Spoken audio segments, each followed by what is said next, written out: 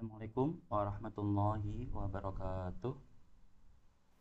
Waalaikumsalam warahmatullahi wabarakatuh. Ya, sambil menunggu yang lain, mari kita awali perkuliahan kita pada sore hari ini dengan membaca doa sebagaimana biasanya. Semoga apa yang kita pelajari nanti senantiasa bermanfaat fiddini wa dunya wal akhirah. Amin amin ya rabbal alamin.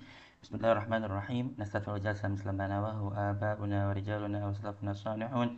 Anna Allah yadkhulu niyatana fi niyatihim wa a'malana fi a'malihim wa akhlaqana fi akhlaqihim wa ulumana fi ulumihim wa maqasidana fi maqasidihim على هذه النية وعلى كل نية صالحة من الخير الدنيا والآخرة دافئة لكل شر جالبة لكل خير لنا ولوالدينا ولأولادنا ولمشايخنا ولمن أحبنا فيك ولمن أحسن إلينا والمسلمين والمسلمات يا رب العالمين وإلى حضرة النبينا محمد صلى الله عليه وسلم بسر الفاتحة أعوذ بالله من الشيطان الرجيم بسم الله الرحمن الرحيم الحمد لله رب العالمين الرحمن الرحيم مالك يوم الدين إياك نعبد وإياك نستعين اهدنا الصراط المستقيم صراط الذين أنعمت عليهم غير المغضوب عليهم ولا الضالين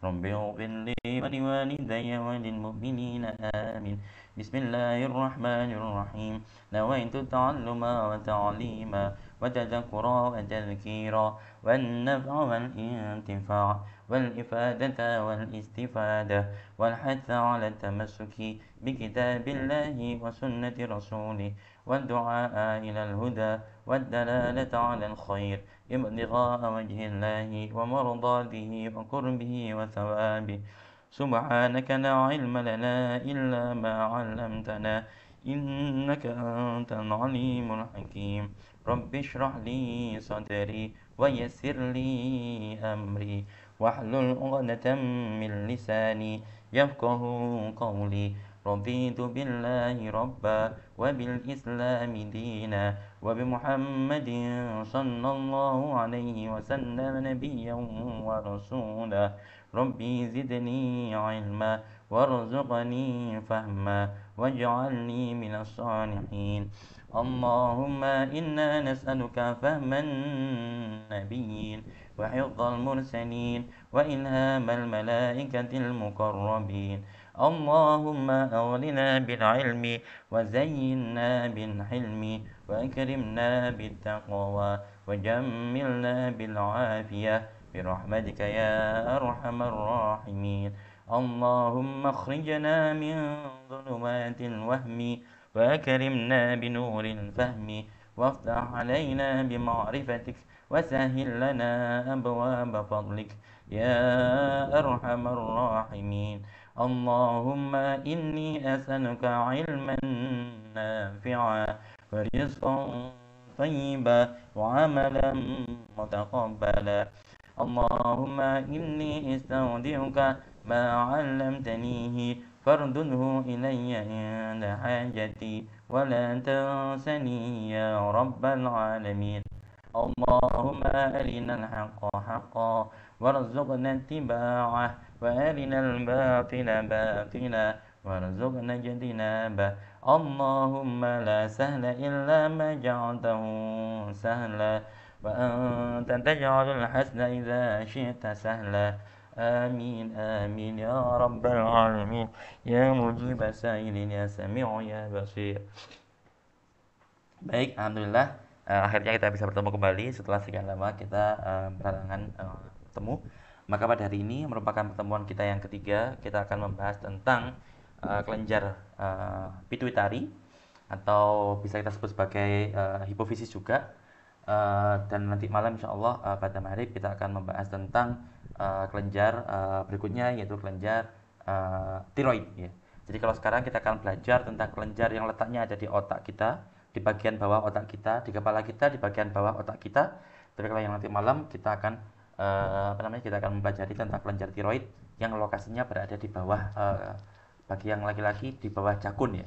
Ya ternyata di perempuan juga ada jakun meskipun tidak senampak pada laki-laki. Tapi kalau pada orang laki-laki itu kalau bahasa Inggrisnya disebut sebagai omes Adam. Ya, ininya nanti lokasi kelenjar tiroid yang akan kita pelajari nanti malam itu berada di bawahnya jakun saya, jakun laki-laki. Ya, pun juga pada di bawahnya jakun perempuan. Karena jakun itu merupakan tulang, ya tulang rawan yang ada di leher kita, dan di bawahnya tulang itu terdapat kelenjar yang menghasilkan hormon-hormon yang sangat penting, yang mana namanya adalah kelenjar tiroid. Langsung saja, karena kita sekarang akan membahas tentang kelenjar pituitari atau hipofisis yang lokasinya itu memang masih dekat dengan otak kita, maka kita akan mulai dengan otak kita secara singkat tentang di mana sih sebenarnya lokasi dari kelenjar pituitari. Ya, ini kelenjar yang sangat penting karena pentingnya kelenjar ini seringkali disebut sebagai master gland, ya kelenjar atau apa ya? Gland itu master, gland itu kelenjar, kalau master itu berarti yang salah satu kelenjar yang paling penting. Jadi kalau dibandingkan dengan kelenjar-kelenjar lainnya, ilmuwan menyepakati bahwasanya kelenjar ini merupakan kelenjar yang penting. Kenapa? Karena kelenjar ini itu menghasilkan banyak sekali hormon. Kemudian juga peranan kelenjar ini juga sangat penting untuk mengontrol berbagai macam aktivitas yang ada di tubuh kita. Ya. Semisal ini merupakan otak manusia, ya. Kemudian kalau seolah-olah kita misalkan memisah atau membelah atau membuka otak itu dengan potongan yang seperti ini, ya, kita potong bagian kanan kiri secara adil. Jadi dari arah depan ke belakang, maka dengan potongan semacam ini kita akan mendapatkan potongan kanan dan kiri yang sama besar. Maka letak pituitari itu berada di seperti ini. Ya. Bentar saya ubah dulu. Ya. Jadi letak pituitari seperti ini, ya. Jadi ini merupakan pituitary gland yang lokasinya berada persis di bawah otak besar kita, ya. Kemudian di sini dan kelenjar pituitari ini itu lokasinya berada di bawah hipotalamus. Jadi yang itu merupakan letaknya hipotalamus. Yang mana kita ketahui bahwa hipotalamus inilah yang berperan sebagai pengontrol daripada aktivitas. Ya, jadi kelenjar pituitari sangat penting, tapi ternyata kerjanya dia aktivitas kelenjar pituitari di bawah kontrol daripada kelenjar hipotalamus, di bawah hipotalamus, ya. Jadi hipotalamus ini nanti akan menghasilkan hormon, dan hormon itulah yang akan mengatur pergerakan atau aktivitas daripada kelenjar pituitari. Lantas mengapa bagian ini disebut hipotalamus? Karena hipotalamus itu berarti kan hipo itu di bawah, ya, hipo di bawah. Hipodermis, bagian yang berada di bawahnya kulit kita. Nah, kalau sekarang hipotalamus berarti memang daerah ini letaknya berada di bawahnya talamus. Teman-teman bisa lihat di sini bagian talamus, ya. Bisa dilihat di sini talamus, yang mana berarti daerah bawahnya disebut sebagai hipotalamus. Dan lokasi kelenjar pituitari yang merupakan pokok pembahasan kita pada hari ini itu lokasinya berada di bawah hipotalamus itu. Jadi dia lokasinya berada di bawah hipotalamus, juga kinerjanya dia, aktivitasnya dia juga berada di bawah kendali atau kontrol daripada hipotalamus. Jadi kalau kita lihat sekilas, kalau kita melebar ke bagian yang lainnya, maka di sini merupakan bagian anterior, ya bagian anterior otak, berarti di bagian depan. Ya, jadi kalau kita bayangkan ini merupakan dia jarinya kita ini. Kemudian kalau kita ke arah belakang, maka ini merupakan bagian belakang kepala kita. Kemudian di atas ini ada cerebrum. Kemudian di belakang ada batang otak. Di sini ada otak tengah. Kemudian di sini adalah cerebrum. Ya, kemudian ini merupakan sumsum tulang belakang atau spinal cord kita, yang mana seringkali yang fungsinya meregulasi pergerakan atau refleks kita, ya, pergerakan yang di luar kendali kita. Jadi misalkan kalau seseorang itu dikagetin, maka kemudian dia seringkali akan mengeluarkan gerakan refleks. Yang gerakan refleks itu karena membutuhkan sinyal yang sangat cepat, maka dia dikontrol oleh ini, sumsum tulang belakang kita. Oleh karena itu sumsum tulang belakang itu sangat penting, tandanya sangat berbahaya bila mana terkena cedera. Oleh karena itu harus pintar-pintar kita menjaga sumsum tulang belakang kita. Lebih-lebih otak kita, ya.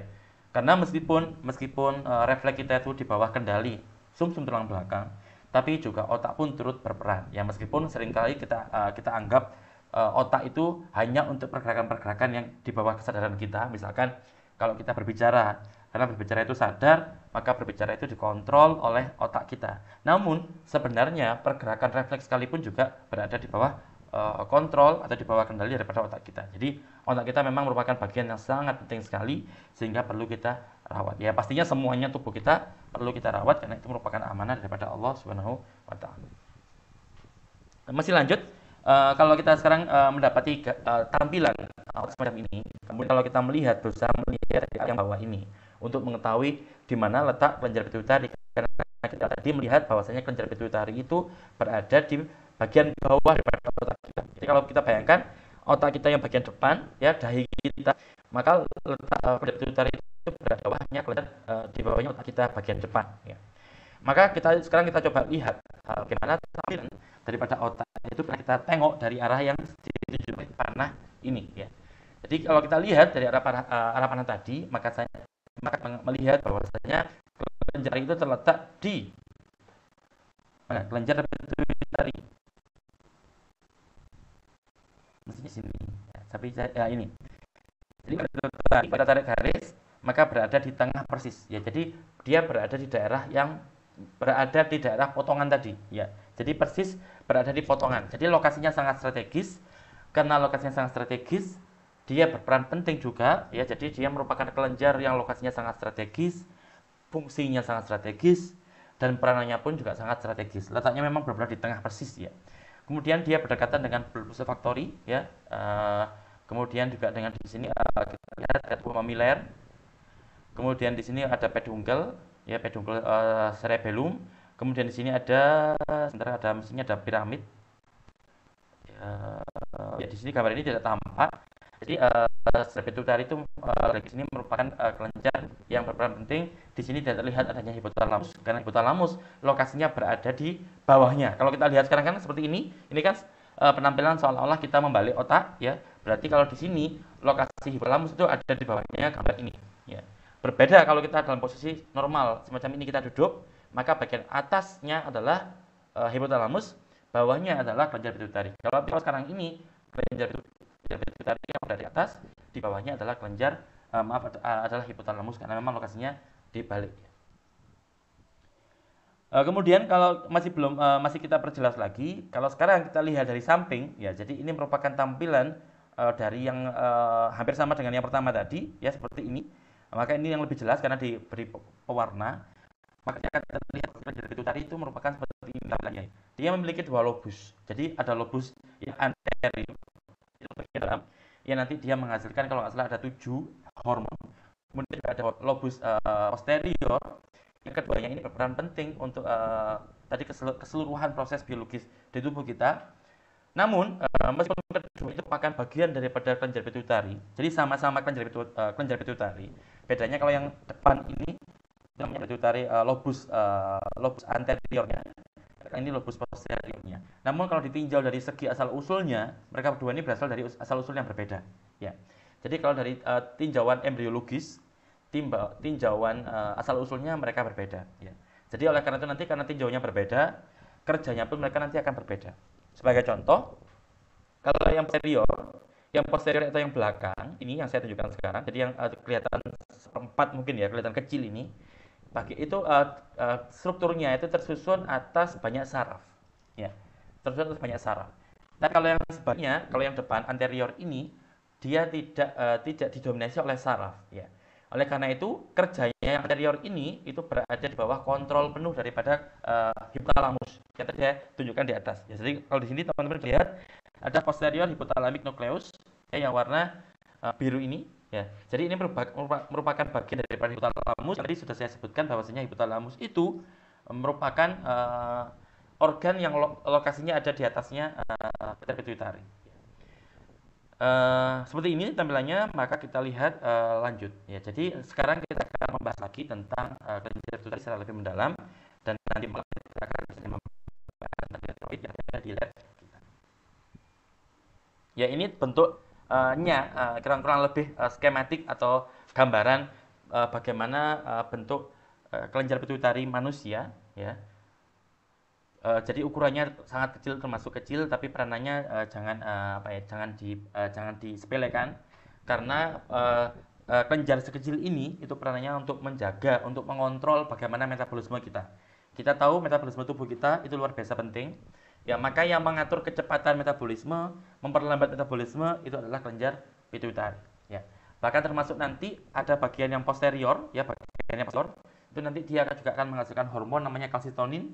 Yang hormon kalsitonin ini yang mengatur bagaimana kadar kalsium di dalam tulang kita. Ya, maaf di dalam darah kita. Ya kita tahu mungkin sudah pernah ada yang mengikuti perkuliahan mata kuliah fisiologi atau anatomi fisiologi atau SPH, maka di sana disebutkan bahwasanya kalsium itu tidak saja dibutuhkan untuk membangun atau membuat tulang, tapi kalsium itu juga bisa berperan sebagai second messenger, sebagai molekul persinyalan, sebagai molekul yang mengatur bagaimana otot kita bisa bergerak. Ya, jadi itulah kerja atau fungsi daripada kalsium. Jadi kalau kalsium itu tidak tersedia, maka pergerakan otot itu juga bisa terganggu. Ya, oleh karena itu ada hormon yang dihasilkan oleh kelenjar pituitari ini salah satunya, yaitu dihasilkan oleh bagian yang posterior. Itu merupakan hormon namanya kalsitonin yang dia berperan untuk mengatur kadar kalsium yang ada di darah kita. Jadi luar biasa penting sekali. Beberapa orang yang mengalami gangguan kelenjar pituitari itu efeknya bisa fatal, ya, bisa menjadi gigantisme, ya, jadi giant. Jadi tubuhnya bisa membesar, bahkan dari catatan rekor itu ada seseorang yang tinggi badannya mencapai 2,7 meter, ya, jadi hampir 3 meter. Ya, karena memang tingginya itu termasuk terjadi tubuhnya meninggi itu karena adanya gangguan pada kelenjar pituitarinya. Maka beliaunya meninggal dalam usia muda. Jadi karena memang tinggi badannya itu tidak lumrah, ya. Karena merupakan manifestasi daripada adanya gangguan di sistem hormonal, maka beliaunya pun juga tidak bisa beradaptasi dengan tubuhnya sendiri, maka beliau pun akhirnya meninggal dalam usia yang cukup muda, yaitu sekitar 22 tahun. Sebaliknya, bila mana terjadi kekurangan atau kelenjar pituitarinya terlalu lemah, ya, maka efeknya pun juga akan menjadi sebaliknya. Ya, kalau yang tadi kalau terlalu aktif bisa giant, gigantisme. Tapi kalau sebaliknya, kalau aktivitas daripada kelenjar ini terlalu lemah, maka bisa jadi kekerdilan. Ya, jadi sampai efeknya kerdil. Termasuk salah satu fungsi daripada kelenjar ini itu juga nanti insya Allah kalau saya lihat tadi pesertanya kelas ini kebanyakan perempuan, maka termasuk nanti ketika proses melahirkan, ya, maka kontraksi otot-otot di rahim itu juga berada di bawah kendali kelenjar ini. Ya. Jadi kelenjar ini akan menghasilkan hormon, salah satunya hormon oksitosin. Yang hormon oksitosin itu juga berperan penting tidak saja untuk social bonding, jadi tidak saja untuk membuat seorang ibu itu merasa dekat dengan anak, begitu pula sebaliknya anak itu sangat dekat dengan ibu, itu karena kerja daripada hormon oksitosin. Ditambah lagi hormon oksitosin ini juga berperan untuk membantu kontraksi otot rahim sehingga memudahkan bayi atau janin itu keluar dari rahim. Ya, jadi itu berada juga di bawah pengaruh daripada hormon yang dihasilkan oleh kelenjar pituitari, yaitu kelenjar lobus anterior yang bagian depannya. Jadi kalau yang tadi mengatur kadar kalsium di dalam darah itu bagian yang menghasilkan adalah lobus anterior, nama hormonnya adalah kalsitonin. Kalau yang tadi membantu mendorong janin supaya segera keluar dari rahimnya seorang ibu, itu merupakan pengaruh daripada hormon oksitosin yang dihasilkan oleh lobus anterior daripada pituitari. Ya, jadi beda lobus memiliki fungsi yang berbeda. Langsung saja kalau kita sekarang sedikit mengulang tadi di awal sudah saya tunjukkan tampilan tentang di mana sih lokasi kelenjar pituitari itu. Maka lagi-lagi kalau di sini kita lihat dari arah tepi, maka ada yang kecil disampaikan ukurannya itu tidak lebih daripada ukuran kacang polong. Ya, kacang polong. Jadi bayangkan sebesar kacang polong itu, tapi bisa mengatur, bisa meregulasi bagaimana kontraksi dinding rahim, yang mana pastinya hal itu membantu ibu-ibu kita, termasuk kita jenengan semua, termasuk istri saya dan sebagainya, bagaimana dinding-dinding rahim ini mendorong bayi supaya segera keluar. Bisa kita bayangkan bila mana seandainya tidak ada mekanisme semacam ini, maka pastinya proses kelahiran itu akan berlangsung dengan cukup lama. Tapi alhamdulillah Allah membantu ibu-ibu kita untuk bisa mengeluarkan kita dengan selamat, ya, dengan berkat wasilah atau perantara kelenjar pituitari yang ukurannya lagi-lagi sangat tidak merepresentasikan fungsinya. Fungsinya sangat besar, sangat luar biasa, tapi ukurannya sangat kecil, ya. seperti itu. Jadi lagi-lagi Allah menunjukkan kekuasaannya bahwa dengan struktur yang kecil saja tubuh kita itu sangat bergantung ya, karena itu tadi ya. Kalau seperti ada gangguan di kelenjar ini, efeknya bisa sangat luar biasa ya. Termasuk fungsi daripada hormon kelenjar ini adalah mengatur mengatur pembuangan urin kita ya. Jadi pembuangan urin itu merupakan sesuatu hal yang setiap hari kita lakukan ya. Seolah-olah nggak penting, tapi itu penting sekali karena urin itu kan isinya racun ya. Urin itu isinya adalah toksik ya, sesuatu hal yang racun yang memang perlu dibuang.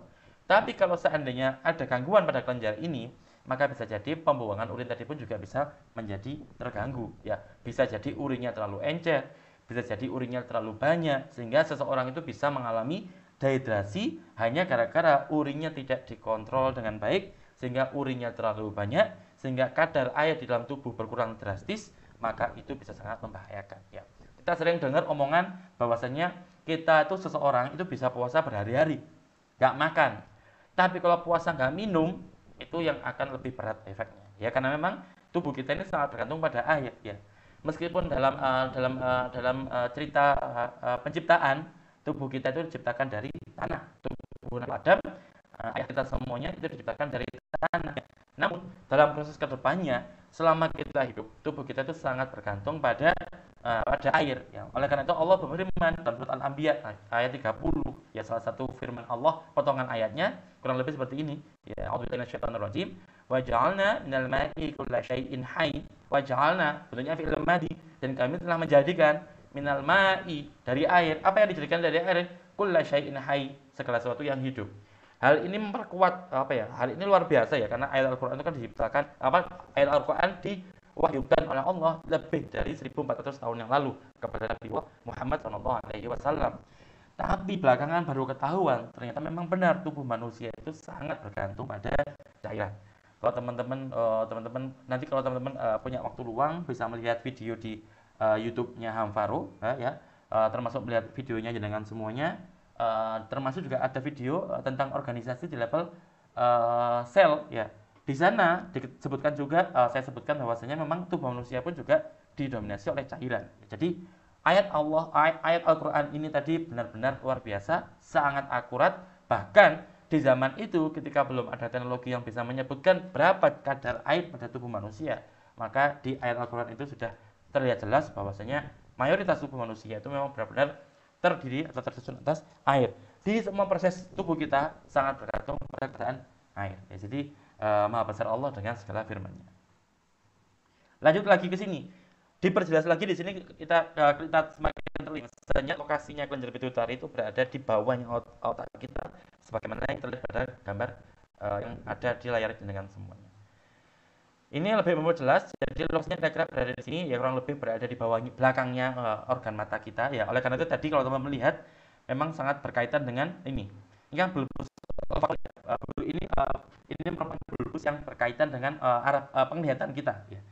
Semuanya ini bagian yang ini berkaitan dengan penglihatan kita, bulbus olfaktori, traktus olfaktori, sampai nanti berujung ke depan itu adalah dengan organ penglihatan kita ya.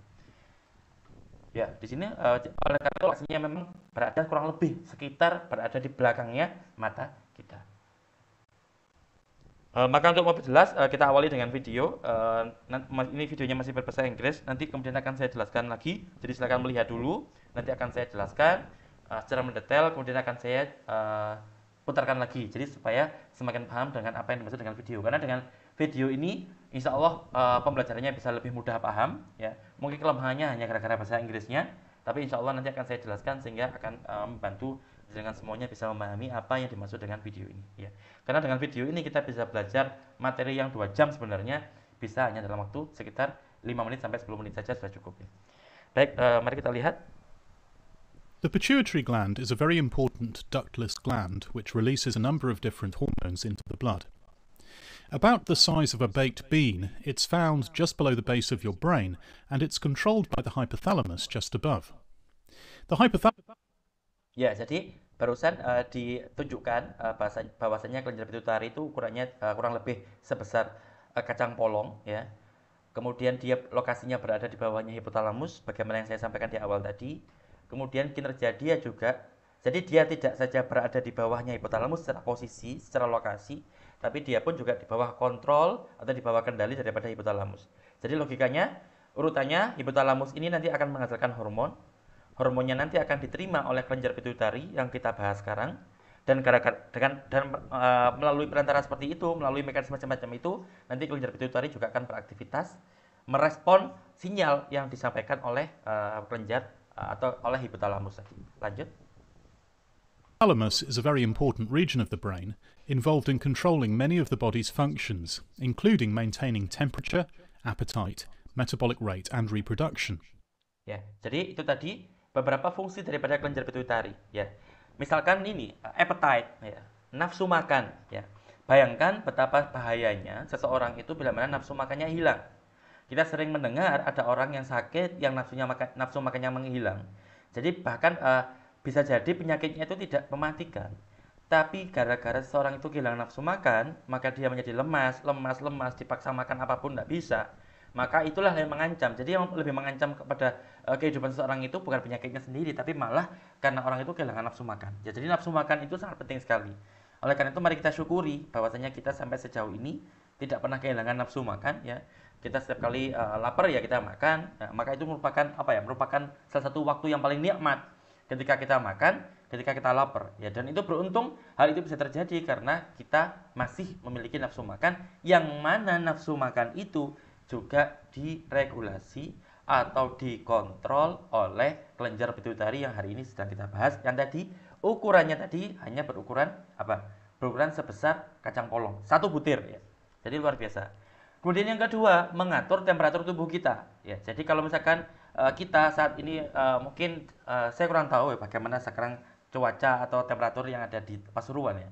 Tapi kalau sekarang saat ini saya sedang ada di Tulungagung, itu benar-benar panas sekali ya, apalagi kemarin Kamis itu seolah-olah sampai saya harus mengganti baju 2 kali selama mengajar itu di kampus.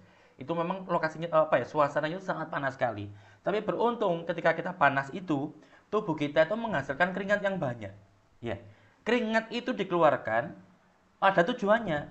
Jadi keringat itu dikeluarkan, dibuat oleh tubuh kita, dikeluarkan oleh kelenjar keringat yang ada di kulit kita, itu justru untuk menurunkan temperatur tubuh kita. Jadi suasana di luar sana panas, karena panas tubuh kita ini harus dilindungi. Dengan cara apa? Dengan cara mengeluarkan keringat. Yang dengan mengeluarkan keringat itu, sebenarnya suhu panas tubuh kita di dalam itu dikeluarkan panasnya. Supaya apa? Supaya tubuh kita yang dalam ini tidak terlalu panas. Kalau seandainya ada seseorang misalkan, yang Masya Allah misalkan sakit, yang sakitnya itu tidak bisa membuat keringat, maka seseorang semacam ini di kondisi yang panas, itu dia nggak mampu menghasilkan keringat, sehingga bagian tubuh dalam itu sangat panas. Ya. Karena normalnya kita berkeringat itu adalah menurunkan suhu atau temperatur suhu tubuh dalam kita. Ya. Itulah salah satu fungsi keringat.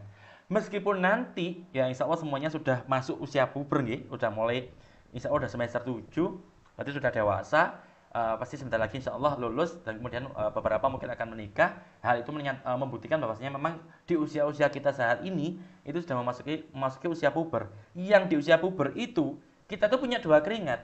Ya. Jadi kita tuh punya 2 jenis keringat yang berbeda. Ya kalau anak kecil itu masih punya 1. Jadi anak kecil itu punya keringat, punya kelenjar keringat, namanya kelenjar keringat kalau saya tidak salah, mau nanti koreksinya, namanya kelenjar keringat ekrin. Yang mana kelenjar keringat ekrin ini itu fungsinya menghasilkan keringat bila mana tubuh kita kepanasan. Hanya itu. Jadi kalau panas, anak kecil berkeringat. Jadi kalau ditanya, Pak, anak kecil berkeringat dari mana keluar keringatnya? Maka keringatnya itu berasal dari kelenjar keringat ekrin. Ya. Tapi kalau kita yang sudah dewasa ini, kita punya 2 kelenjar keringat. Satunya tadi ekrin, yang sama dengan yang dimiliki oleh adik-adik kita, ya, oleh bayi-bayi kita. Yang kedua namanya kelenjar keringat yang apokrin. Yang apokrin ini baru bekerja bila mana kita sudah memasuki usia puber. Ya. Yang mana kelenjar ini itu berkaitan nanti dengan pubertas. Ya tadi jadi misalkan non sewu.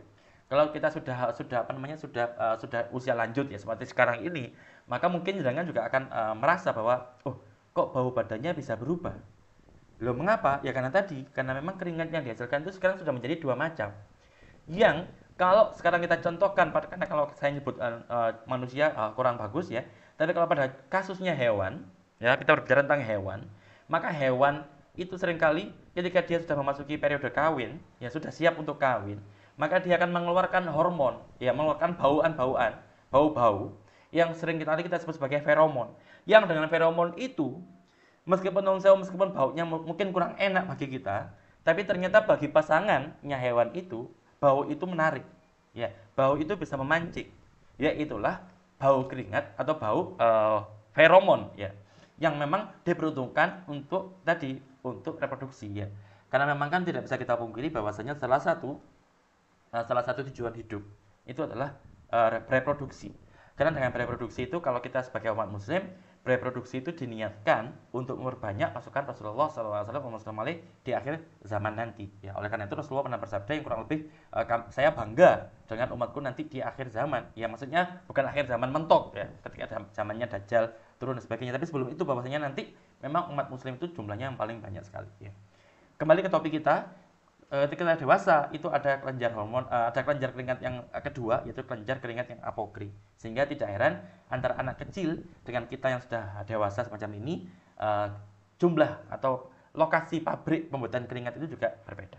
Lanjut. Jadi tadi temperatur tubuh kita diatur oleh kelenjar pituitari.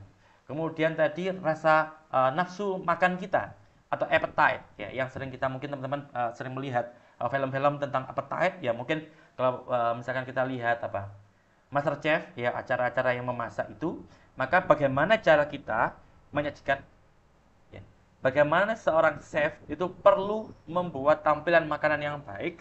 Karena apa? Harapannya dengan hanya melihat tampilan makanan itu, maka appetite itu bisa terstimulus, ya. Seseorang yang tadinya nggak nafsu makan, tapi dengan melihat tampilan bisa menjadi tertarik makan, ya. Tidak heran juga kalau misalkan di sini saya kurang tahu, atau mungkin masakan Padang, ya. Restoran Padang itu kan menyajikan berbagai macam menunya di lemari, ya, yang lemarinya itu dikasih kaca yang sangat besar sehingga kita bisa lihat dari luar. Sehingga orang yang nggak lapar, tapi kalau pas kebetulan lewat di depannya restoran atau warung makanan Padang bisa menjadi tertarik, ya. Atau misalkan kalau di Jepang itu biasa makanan itu didisplay di luar, ya, didisplay di luar di kaca seperti di tempatnya, seperti apa ya, kalau teman-teman, seperti vending machine, ya. Sekarang kan sudah banyak di beberapa tempat itu ada vending machine. Jadi kalau kita mau minum sesuatu, tinggal kita masukkan uang koin, kemudian kita tekan, keluar dalam kondisi dingin minumannya. Di sana di Jepang itu juga sama, ya, hampir sama dengan itu. Makanan-makanan itu di display, meskipun itu bukan makanan beneran, tapi dari karet, dari lilin, ya. Jadi berbagai macam makanan dibuat contohnya dari lilin. Contohnya gambarnya itu bagus sekali sehingga kita pun itu menjadi tertarik untuk makan, ya. Makanya siksaannya kita ketika kita berada di Jepang, ya, karena makanan itu banyak yang nggak halal, ya.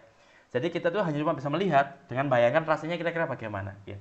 Tapi jadi makanan itu didisplay, ditampilkan semirip mungkin dengan tujuan apa? Dengan tujuan menggugah, ya, atau menstimulus atau merangsang nafsu makan kita supaya kita yang awalnya tadi nggak ingin makan, lewat di depan restoran itu menjadi lihat tampilan makanannya, padahal kita tahu itu adalah lilin, tapi tetap hal itu memancing kita untuk makan, ya. Jadi seperti itu, ya. Jadi banyak restoran-restoran yang menerapkan cara yang sama. Atau mungkin sekarang ini kan lagi zamannya cilok-cilokan, ya.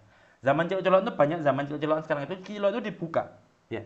Jadi cilok itu jualannya di pinggir jalan, dibuka, padahal kalau dibuka itu kan kita bisa bayangkan, ya, di jalan itu kan mobil, motor banyak lalu lalang. Mereka semuanya punya asap kendaraan. Bahkan tanpa asap kendaraan pun di sana banyak sekali mikroba-mikroba. Tapi kita tahu bahwasanya kotor, ya, makanan semacam itu kotor. Tapi karena tampilan cilok-ciloknya itu ada yang salah, ciloknya besar-besar, yang dagingnya itu berurat-urat seperti pentolnya bakso-bakso. Tampilan itu seringkali mengalahkan otak kita. Kita tahu bahwa itu loh kotor, itu loh dari tadi dibuka, sudah berjam-jam dibuka ciloknya, tapi kita tetap tergiur dengan tampilan ciloknya. Jadi itulah merupakan salah satu fakta bahwasanya seringkali kita itu nggak logis, ya. Karena seringkali ada banyak dorongan di tubuh kita yang ini tadi seringkali membutakan kita, ya. Dan dalam konteks ini nafsu makan yang kita bahas barusan panjang lebar itu juga dipengaruhi, dikontrol oleh kelenjar pituitari, yaitu kelenjar yang ukurannya sangat kecil tadi, yang saat ini sedang kita bahas. Salah satu peranannya, ada dua peranan tadi. Yang ketiga, metabolisme. Ya, metabolisme bila mana kita perlu untuk bekerja giat, ya, maka jantung kita akan dipicu supaya kita mendapatkan suplai darah yang mencukupi, ya. Dan itu yang mempercepat metabolisme tubuh kita juga kelenjar pituitari. Nanti kalau misalkan kita sudah cukup, oke, cukup, sudah waktunya kita istirahat.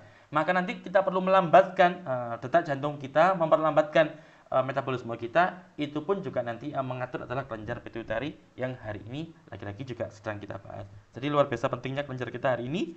Oleh karena itu kelenjar kita hari ini yang disebut sebagai kelenjar pituitari atau bahasa aslinya pituitary gland atau hipofisis itu memiliki peranan yang sangat penting sehingga dia dikenal dengan istilah master gland atau kelenjar master atau kelenjar guru. Ya, kalau kita anggap guru, master, maka itulah posisi kelenjar pituitari dibandingkan kelenjar-kelenjar yang lainnya. Next. The pituitary gland represents one route through. Termasuk terakhir tadi saya lupa menyebutkan yaitu reproduksi. Ya, yang tadi seorang anak, alasan mengapa seorang anak itu kalau ditanya anak lebih sayang kepada ayah atau bunda, ya hampir 100%, ya mungkin ada 99% orang di dunia ini selama selama ibunya itu normal, maksudnya ibunya nggak toksik, ibunya nggak menyiksa dan sebagainya, hampir semua anak itu pasti kalau ditanya pertanyaan seperti itu jawabannya adalah ibu, ya. Selalu, karena apa ya? Karena itu tadi sejak kecil, sejak masih berada di dalam rahim sudah bersama dengan ibu, ya. Makan dari ibu, minum dari ibu, ya semuanya dari ibu. Nanti termasuk ketika sudah lahir pun yang dilihat pertama kali juga ibu, ya. Yang setiap hari bersama-sama ya ibu. Jadi secara waktu anak itu dekat dengan ibu dan secara biologis anak juga dekat dari ibu. Buktinya apa? Ya ini tadi ada hormon yang dihasilkan oleh si ibu yang akan membantu terciptanya social bonding antara anak dengan ibu. Namanya hormon oksitosin. Yang hormon ini juga dihasilkan atau diproduksi oleh kelenjar pituitari.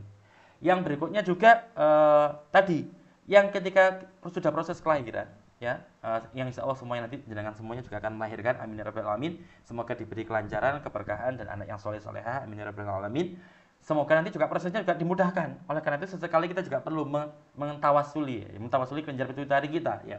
Karena kelenjar itulah nanti akan membantu proses kontraksi dinding rahim sehingga calon-calon bayi kita ataupun kita dulu sendiri karena kita keluar dari ibu kita, maka sudah pasti dulu ibu kita juga terbantu oleh kelenjar pituitari, ya. Jadi itulah fungsi daripada kelenjar pituitari. Jadi dia berperan untuk reproduksi manusia. Dia berperan penting dalam konteks appetite atau nafsu makan. Dia berperan penting dalam konteks pengaturan temperatur tubuh kita. Dan juga dia berperan penting untuk mempercepat atau memperlambat metabolisme tubuh kita. Yang mana hampir semua aktivitas kita itu tidak lepas daripada pengaruh metabolisme tubuh kita. Next. Through which the hypothalamus can influence the rest of the body. Ya. Jadi ini tadi videonya singkat saya potong. Jadi inilah sedikit pengingat lagi yang saat ini kita bahas panjang lebar dari tadi sampai sekarang kita membahas tentang bagian yang kecil ini. Hanya kecil sekali. Mungkin dengan bola mata ukurannya juga tidak sebesar bola mata kita, ya. Tapi sangat penting sekali peranannya. Kemudian video berikutnya ini agak panjang, jadi nanti akan saya terangkan tentang apa yang dimaksud oleh video ini karena video ini berisi informasi yang sangat penting terkait kelenjar pituitari. What is your pituitary gland and what does it do? This important but tiny pea-sized organ is often called the master gland, and it sits at the base of your skull just under your brain. You can't survive without it, as it produces hormones essential for your body's most vital functions, including growth, reproduction, metabolism, and water balance. The anterior pituitary produces and releases hormones essential for controlling growth, metabolism, stress responses, and reproduction, whilst the posterior pituitary releases hormones important for childbirth, social bonding, and regulating your body's water balance. These hormones are released into your bloodstream to act on their targets around the body. The pituitary gland plays a critical role in maintaining balanced levels of these hormones, a process known as homeostasis. If homeostasis is disrupted by hormone levels that are too high or too low, the pituitary acts to correct the imbalance. But what if this goes wrong? An overactive or underactive pituitary can lead to serious conditions. For example, overactive production of growth hormone in childhood can lead to gigantism, whilst underactivity can lead to abnormal development with children being very short. Robert Wadlow, the tallest man ever to have lived, reached a height of 8 foot 11 inches due to gigantism. If your pituitary stimulates overproduction of steroid hormone from your adrenal gland, it can cause a condition called Cushing syndrome. This messes with your metabolism, leading to serious symptoms, including weight gain, high blood pressure, and diabetes. It's rumoured that this may explain King Henry VIII's distinctive round face and belly. The good news is that pituitary problems are often simple to manage, by inhibiting excessive hormone release, through medicine or surgery, or by taking hormones to boost lower levels. Your pituitary gland is hugely important for your overall health, and as the master gland, it makes sure that all your essential hormones are working in balance. You can learn more about the pituitary gland on the You and Your Hormones website. Ya, jadi video barusan menjelaskan bahwasanya seperti tadi kurang lebih ada banyak sekali fungsi yang diperankan oleh kelenjar pituitari, dan bila mana seseorang itu mengalami memiliki kelenjar pituitari yang terlalu aktif, ya maka tadi efeknya adalah gigantisme. Ya, seseorang itu akan memiliki tubuh yang ukuran tubuhnya itu melebihi normal.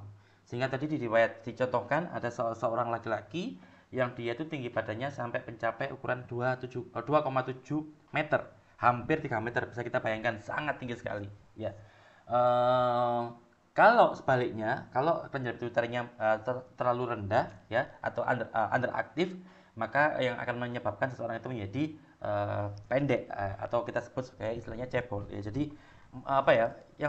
jadi kelenjar pituitari ini sangat penting sekali sampai bisa berdampak pada seseorang itu bisa sangat tinggi sekali, bisa pendek sekali. Ya, beruntung kita yang insya Allah kita kelenjar pituitari kita sehat, sehingga proses tubuh kita relatif seimbang. Ya, seimbang dalam banyak hal. Kayak tadi, seimbang kalau kita memang waktunya lapar, ya akan keluar nafsu makan kita, sehingga secara otomatis kita akan berusaha mencari makanan untuk mengisi atau untuk memenuhi keinginan daripada tubuh kita. Ya, selama kelenjar pituitari itu kerjanya normal, maka kita akan makan secukupnya. Ya, tapi kalau sebaliknya, kalau kelenjar pituitari itu mungkin berlebihan, ya maka bisa jadi kita makannya banyak sekali, yang nanti lama-lama akan membuat seseorang itu ukurannya itu bisa melebihi normal. Ya, meskipun tidak semudah itu juga, karena kalau yang tadi digambarkan seseorang 2,7 meter itu karena memang kelenjar pituitarinya sangat-sangat significantly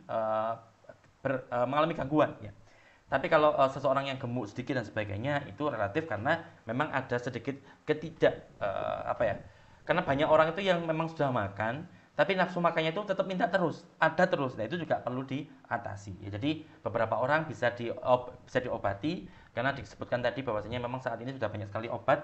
Jadi kalau ada seseorang yang mengalami gangguan tentang entah itu pituitarinya terlalu aktif atau terlalu pasif atau terlalu lemah, ya itu bisa diobati. Intinya sekarang banyak sekali perkembangan di bidang pengobatan, sehingga termasuk bila mana ada seseorang yang mengalami gangguan kelenjar pituitari, itu juga bisa diobati. Ya, itu kurang lebih.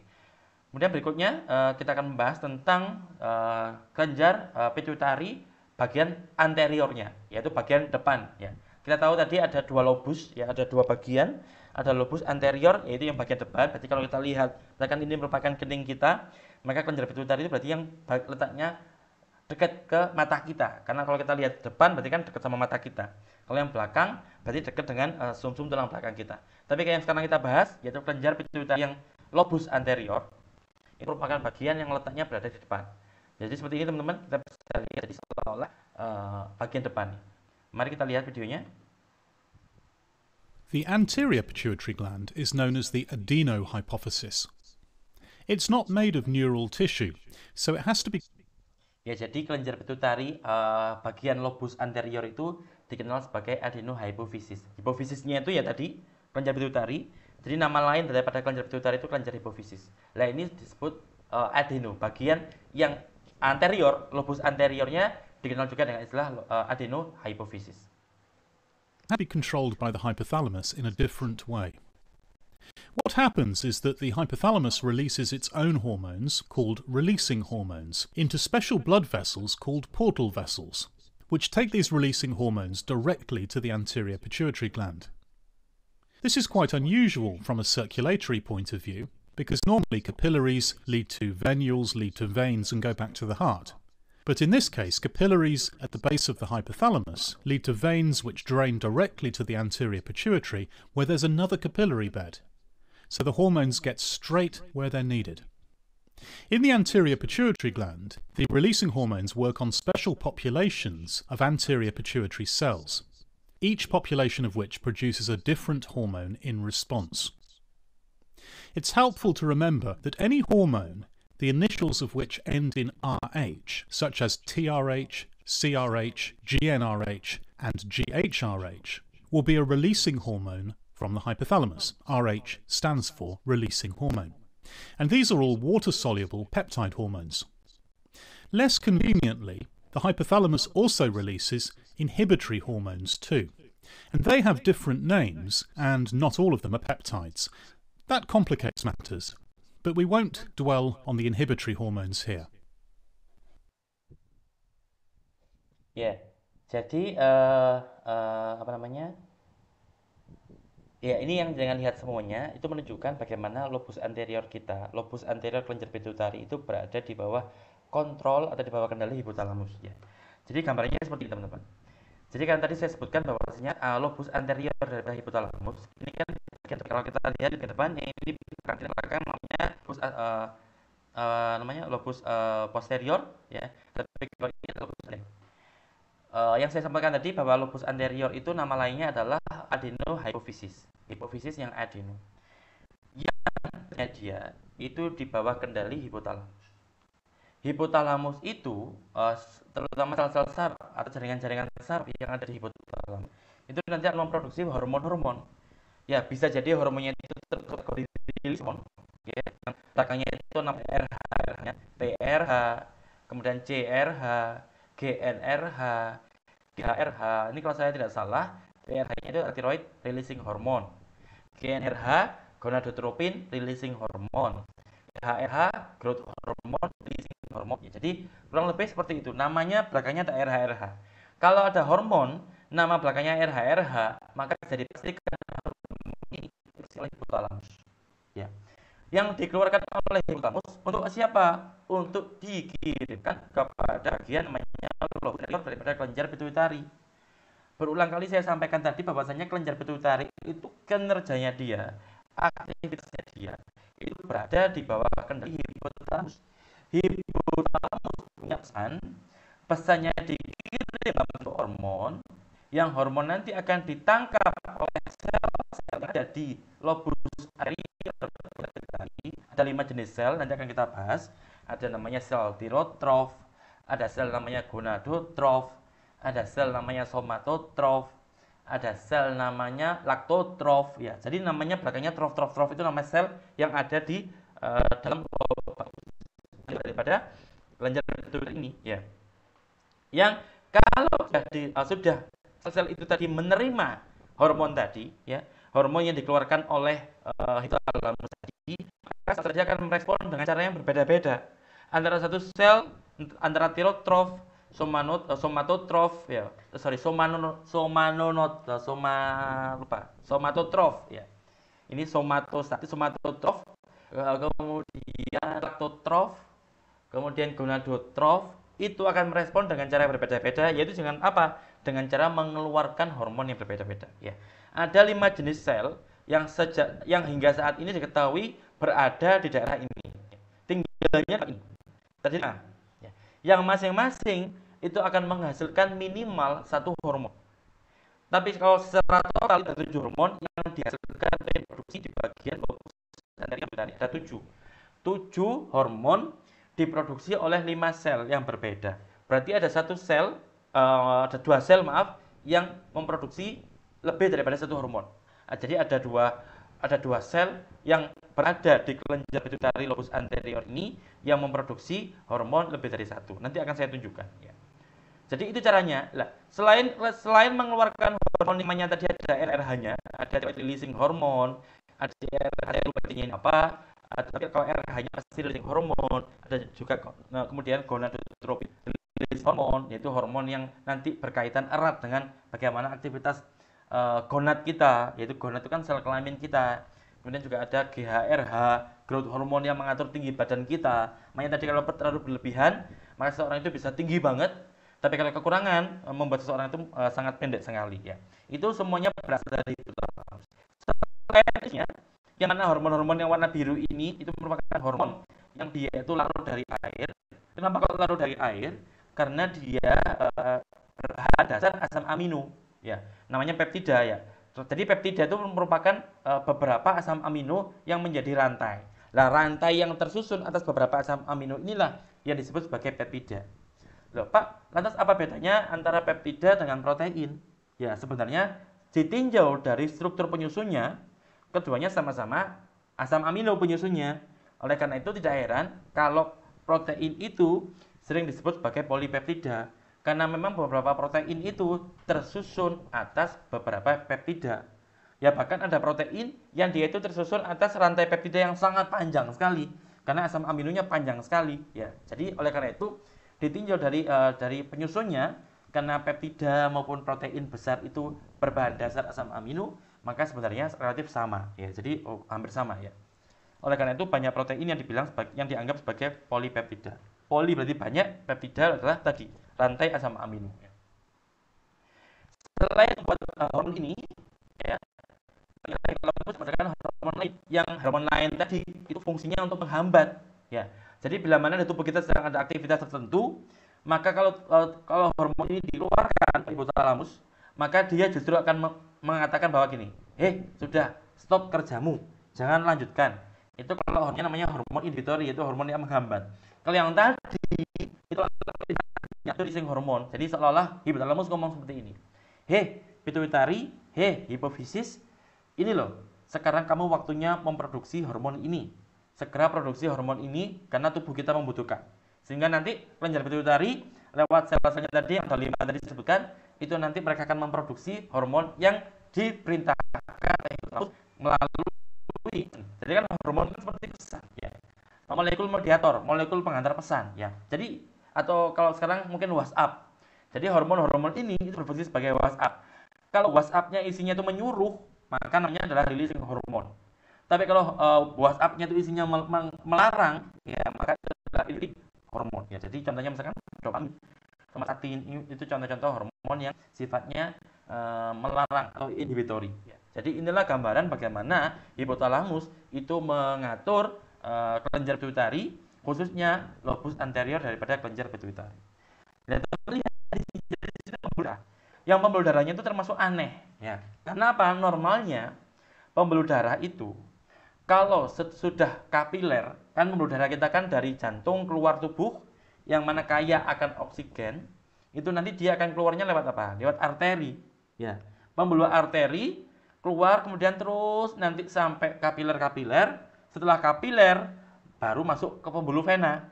Yang mana di pembuluh vena ini sudah banyak mengandung darah yang oksigennya sudah sedikit, sebaliknya kaya akan karbon dioksida, ya. Normalnya seperti itu.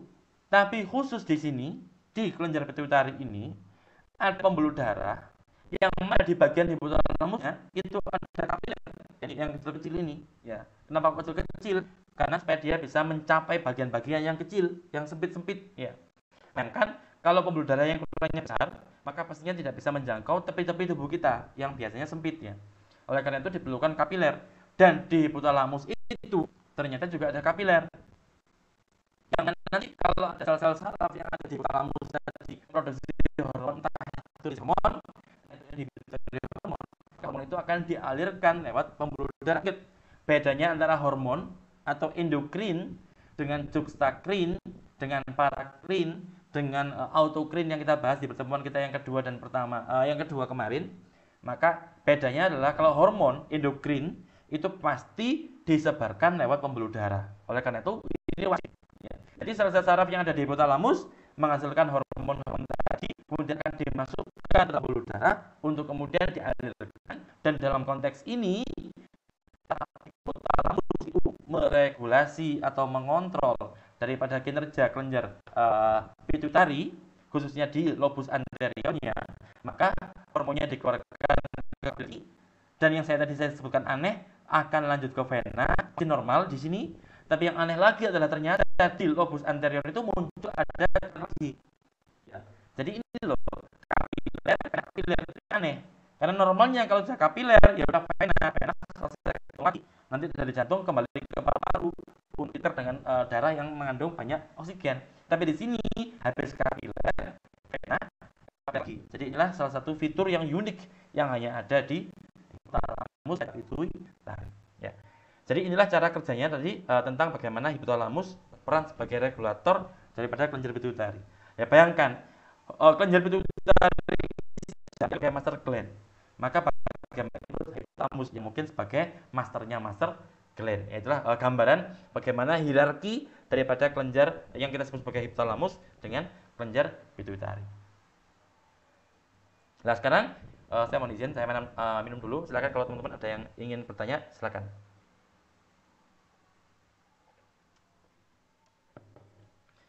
Baik, kalau belum ada pertanyaan, kita sekarang sudah jam 4:30, kita masih ada setengah jam, kurang lebih 10 menit lagi ya, 40 menitan. Baik, sekarang kita akan membahas tentang 5 jenis sel yang ada di kelenjar pituitari, yaitu khususnya di lobus anteriornya.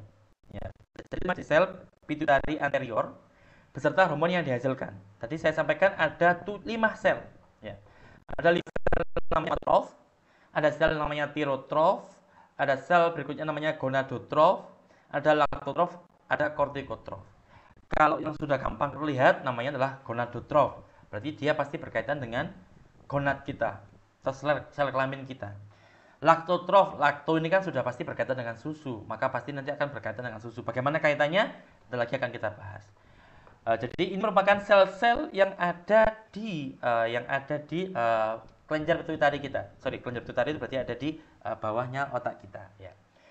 Dan secara total 5 sel ini itu memproduksi 7 hormon yang berbeda. Jadi gampangannya somatotrof nanti akan menghasilkan satu hormon, misalkan namanya apa? Mungkin somatotrofin. Tirotrof juga menghasilkan hormon, misalkan. Tapi ada di antara 5 ini ada 2 sel yang dia memproduksi lebih daripada satu hormon. Kenapa? Buktinya secara total ada 7 hormon yang dihasilkan dari ada 1 atau 2 sel yang ada di lobus anterior kelenjar pituitari yang menghasilkan hormon lebih daripada 1, sehingga total hormon yang di bagian anterior lobus itu berjumlah 7 hormon. Ingat nggih, 5 selnya tapi produknya ada 7, 5 dan 7 ya. Dan ini tampilannya ya. Jadi tampilannya mungkin kurang jelas, mohon maaf. Ini karena memang tampilannya diperbesar hanya sebesar 65 kali ya. Jadi sini ada somatotrof, kemudian ini tampilan dari tirotrof, kemudian ini tampilan dari gonadotrof, dari laktotrof dan dari kortikotrof. Ya, ini pilihannya saja. Mari kita bahas satu persatu tentang bagaimana fungsi daripada sel-sel ini tadi. Bagaimana mereka menerima sinyal dari hipotalamus, dan bagaimana mereka merespon sinyal itu dengan hormon apa yang dihasilkan oleh mereka, merespon sinyal yang dikirim atau merespon hormon yang dikirim oleh hipotalamus. Yang ini merupakan somatotrof. Somatotrof itu memproduksi, jadi dia memproduksi dan juga mensekresikan. Jadi dia membuat di dalam selnya hormon namanya human growth hormone atau hormon pertumbuhan manusia. Hormon yang berperan penting untuk mengatur pertumbuhan seseorang. Seseorang tinggi, bertambah tinggi ketika usia pertumbuhan, itu adalah pengaruh daripada hormon pertumbuhan manusia. Seseorang bisa terhambat pertumbuhannya, sehingga yang normalnya mungkin tinggi badannya itu sekitar 150, 60, 40, kurang lebih seperti itu. Tapi ada beberapa orang di antara kita yang mungkin tinggi badannya mungkin hanya 1 meter, atau mungkin 1 meter lebih sedikit ya. Jadi bisa jadi kondisi semacam itu disebabkan karena adanya gangguan dari di level hormonalnya. Jadi mungkin kadar atau jumlah hormon pertumbuhannya atau human growth hormonnya itu terhambat, sehingga pertumbuhan seseorang itu juga menjadi terhambat. Atau sebaliknya tadi, ada seseorang yang somatotrofnya terlalu aktif ya, sehingga dia menghasilkan hormon pertumbuhannya sangat banyak ya. bisa jadi seseorang itu mengalami pertumbuhan yang melebihi batas normal sehingga tinggi badannya sangat tinggi sekali. Ya. Jadi somatotrof ini, sel ini mengsekresikan, berarti kalau sudah dibilang mengsekresikan itu berarti dia buat dulu di dalam tubuhnya dia, dalam selnya dia. Ingat somatotrof tadi kan sel, ya. Jadi di dalam sel dia bisa membuat hormon ini, kemudian hormon itu dikeluarkan. Lah nama hormonnya adalah human growth hormone atau sinonimnya nama lainnya adalah somatotropin. Kok bisa Pak? Kenapa namanya kok somatotropin? Gampang. Karena nama selnya adalah somatotrof, maka nama produknya tinggal ditambah pin ya, atau tambah in saja. Ya, somatotrof. Ya, jadi urutannya semacam itu. Somatotropin adalah hormon. Ya, hormon yang diproduksi oleh somatotrof yang ada di lobus anterior daripada kelenjar pituitari manusia. Selanjutnya, hormon pertumbuhan manusia juga berperan untuk merangsang beberapa jaringan lain agar mengeluarkan faktor pertumbuhan yang menyerupai insulin atau disebut sebagai insulin-like growth factor. Jadi insulin-like growth factor ini nama protein juga. Ya. Nama protein yang memiliki kemiripan dengan insulin dalam hal fungsinya. Ya. Jadi hormon ini itu mampu memerintahkan sel-sel lain di tubuh kita untuk memproduksi, sel, ayo sedang dibuat protein insulin-like growth factors. Karena tubuh kita memerlukan fungsi daripada insulin-like growth factor. Dan itu juga merupakan pengaruh atau merupakan influence atau merupakan sinyal yang berasal dari somatotrof atau sel somatotrof tadi. Yang sel somatotrof tadi menghasilkan hormon namanya human growth hormone. Kemudian human growth hormone atau somatotropin ini nanti akan dikirimkan lewat pembuluh darah. Ingat, ini hormon sistem endokrin, berarti harus dikirimkan ke jarak jauh lewat mana? Lewat pembuluh darah. Dan nanti ketika sudah mencapai sel-sel targetnya yang lokasinya nan jauh di sana, maka akan menyuruh, akan diterjemahkan, akan dipahami oleh sel targetnya dengan istilah, oke, berarti sekarang saya disuruh untuk menghasilkan protein namanya insulin-like growth factors. Ya, jadi atau saya sekarang dapat pesan dari somatotrof, berarti kalau somatotrof berarti juga sama dari hipotalamus, karena urutannya hipotalamus kirim ke kelenjar pituitari sinyalnya, tepatnya di lobus anteriornya. Di sana ada 5 sel, salah satunya ada somatotrof. Somatotrof nanti akan memproduksi hormon namanya somatotrofin. Somatotrofin ini nanti akan dikeluarkan ke pembuluh darah lagi, dikirim ke sel yang lokasinya jauh lagi. Untuk apa? Untuk tumbuh. Untuk apa? Untuk memproduksi hormon insulin-like growth factor. Jadi itu urutannya. Yang mungkin nanti belum jelas, teman-teman silakan nanti bisa diputar di YouTube. Insya Allah malam nanti akan saya unggah. Jadi insya Allah paling lambat besok pagi teman-teman kalau ada waktu luang bisa belajar dari YouTube supaya lebih memahami apa yang saya sampaikan. Karena sebentar lagi kita UTS ya. Sebenarnya pekan depan sudah jadwalnya UTS, tapi kita baru bertemu 2 kali. Jadi kita masih punya hutang banyak sekali. Kita punya hutang 5 kuliah. Hari ini nanti kita akan ada 2 kuliah. Berarti kita sudah berkurang 3 lagi. Jadi semoga pekan depan kita akan kuliah di hari Sabtu lagi yang sama. Sabtu depan kita libur lagi, mohon maaf karena Sabtu depan saya harus mendampingi mahasiswa untuk praktikum lapang ya di Pantai Goa Cina. Jadi Sabtu depan terpaksa libur, jadi mohon nanti untuk Mbak penanggung jawab untuk mencarikan hari lain ya, atau misalkan nanti teman-teman memang kesulitan untuk mendapatkan jadwal ya, kita nanti bisa ketemu di pasca UTS, tapi berarti nanti setelah UTS kita akan kuliah sering sekali ya. Jadi nanti mohon dicarikan hari, moga-moga bisa ketemu hari di sebelum UTS kita, karena target saya sebenarnya minggu depannya lagi 2 minggu lagi kita UTS ya. Oleh karena itu semoga kita bisa menyelesaikan perkuliahan kita di sebelum UTS itu. Misalkan teman-teman karena memang sibuk dengan PPL, dengan KKL atau dengan apa istilahnya saya lupa ya, jadi kalaupun nanti memang harus kuliah di hari Minggu, saya bersedia ya. Jadi saya bersedia demi untuk mencapai target kita supaya kita bisa menyelesaikan perkuliahan semuanya sebelum UTS kita. Jadi nanti UTS teman-teman bisa UTS dengan materi yang sudah saya sampaikan ya. Jadi nanti mohon dikondisikan. Untuk jadwal saya kemarin saya sudah membuat kalender khusus yang jenengan bisa akses. Jadi nanti Mbak penanggung jawab bisa menyesuaikan dengan jadwal saya. Insya Allah hari ini nanti akan saya lengkapi jadwal saya. Jadi semisal memang nanti ketemu jam kosong jenengan di jadwal saya ada yang pas gitu ya, maka nanti kita bisa kuliah di situ ya. Tapi intinya kurang lebih saya kalau hari Sabtu dan hari Jumat itu full di Tulungagung. Kecuali tadi terakhir itu hari Sabtu itu jam jam 2. Jadi jam 2 siang saya masih ngajar di Tulungagung. Setelah itu saya kosong, jadi kita kuliah dengan jenengan sampai nanti malam insya Allah bisa. Jadi pekan depan mohon maaf saya nggak bisa, tapi malam minggu berikutnya insya Allah bisa seperti itu lagi. Terus kemudian kalau Selasa dan Rabu saya penuh di Pasuruan ya. Jadi nanti teman-teman kalaupun nanti kita ketemu offline atau luring, kita pun juga kuliahnya luring hari saya lupa Rabu atau Selasa. Insya Allah setelah kalau Selasa. Kamis saya juga saya gunakan untuk kuliah pengganti.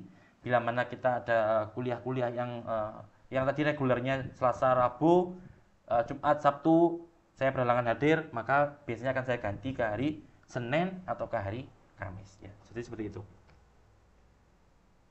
Oh, cepat sekali, sekarang udah jam 4:45. Baik, kita lanjut ke sel yang kedua, yaitu sel namanya sebelumnya ini belum selesai. Mohon maaf ya. Jadi di sini di Tulungagung depannya tempat tinggal saya itu persis rel kereta api. Jadi mohon maaf kalau ada gangguan ya. Kemudian kalau ada suara-suara berisik sedikit, itu adalah suara kipas angin ya. Karena kalau di sini sekarang saya nggak bisa di dalam ruangan tanpa kipas angin karena suhunya luar biasa panas sekali. Ya mungkin sama dengan di Pasuruan. Tapi lanjut bahwa di sini kita lanjutkan dengan hormon tadi protein namanya insulin like growth factor atau kita singkat sebagai IGF. IGF itu sendiri merupakan hormon yang merangsang pertumbuhan tubuh secara umum dan mengatur aspek metabolisme. Ya, jadi itulah fungsi daripada IGF atau insulin like growth factor. Ini juga hormon. Jadi hormon yang tadi hormon dari hipotalamus dikeluarkan, dikirim ke kelenjar pituitari. Di kelenjar pituitari, khususnya di lobus anterior, diterima oleh sel namanya somatotrof. Sel somatotrof akan memproduksi dan kemudian mensekresikan hormon growth pertumbuhan atau hormon pertumbuhan manusia. Kemudian hormon pertumbuhan manusia tadi akan dikeluarkan atau disekresikan ke pembuluh darah sampai nanti dikirim ke sel yang lokasinya jauh. Oleh sel yang jauh tadi akan diterima hormon somatotropin tadi, hormon pertumbuhan tadi, ya nama lainnya juga somatotropin. Maka kemudian nanti sel yang menerima tadi akan merespon dengan cara apa? Dengan cara memproduksi hormon lainnya lagi, namanya insulin like growth factor, yang mana kemudian hormon IGF tadi sendiri itu nanti berperan untuk menstimulus proses berikutnya, yaitu proses pertumbuhan. Makanya tadi kalau ada seseorang yang kelenjar pituitarinya terhambat, maka pertumbuhannya pun bisa terhambat, karena logikanya pun juga akan bisa kita tarik dari gambar ini. Jadi apa? Kalau seseorang itu kelenjar pituitarinya terhambat, maka berarti hormon pertumbuhannya pun juga terhambat produksinya. Kalau hormon pertumbuhan manusia itu terhambat produksinya, maka berarti produksi IGF pun juga akan terhambat. Karena IGF diperlukan untuk pertumbuhan, dan IGF ini mengalami gangguan karena tadi kelenjar pituitarinya mengalami gangguan, maka pertumbuhan seorang tadi juga akan mengalami gangguan. Urutannya dibolak-balik juga akan tetap sama seperti itu. Ya. Kemudian sel yang kedua namanya tirotrof. Ya. Mungkin dugaan kita nanti dia akan memproduksi hormon namanya tirotropin. Coba kita lihat sekarang. Ya. Jadi tirotrof itu sendiri merupakan sel yang ada di kelenjar pituitari kita. Semua orang punya, ya semua orang yang punya kelenjar pituitari itu punya lobus anterior, dan lobus anterior itu ada 5 sel. Tadi kita bahas sudah somatotrof, sekarang sel yang kedua namanya tirotrof. Dan benar seperti dugaan saya, tirotrof ini, sel ini itu memproduksi hormon namanya apa? Tirotropin. Tirotropin. Karena nama selnya adalah tirotrof, nama hormonnya adalah tirotropin. Nama lain daripada tirotropin itu adalah hormon penstimulus tiroid, atau bahasa Inggrisnya adalah thyroid stimulating hormone. Kalau Inggris kan kita balik, hormon stimulus tiroid atau hormon perangsang produksi tiroid. Ya, jadi hormon ini, kalau hipotalamus mengirimkan pesan tertentu ditangkap oleh tirotrof, maka tirotrof akan merespon dengan cara apa? Atau thyroid stimulating hormone atau hormon tirotropin. Kenapa disebut tirotropin? Lagi-lagi karena nama sel yang memproduksi dia namanya tirotrof. Untuk memudahkan terang-terangan, memudahkan dihafal, memudahkan dipahami. Nama proteinnya disebut sebagai tirotropin. Ditanya nama selnya yang memproduksi tirotropin, namanya adalah tirotrof. Jadi tinggal dibolak-balik.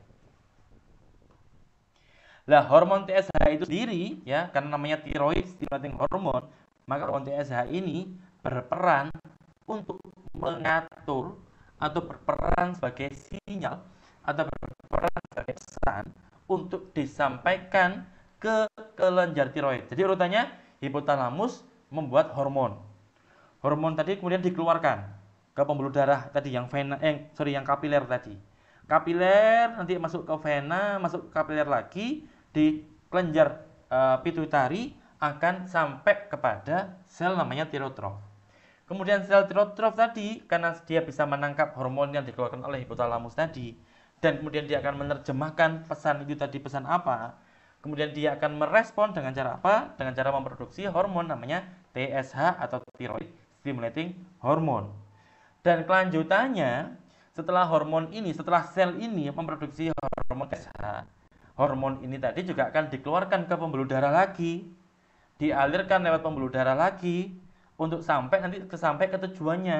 Dan salah satu tujuan daripada hormon TSH itu adalah kelenjar tiroid yang nanti malam akan kita bahas, yang lokasinya kurang lebih ada di leher kita bagian depan, yang di dekat trakea kita, yang berada di bawahnya jakun kita. Itulah letak kelenjar tiroid.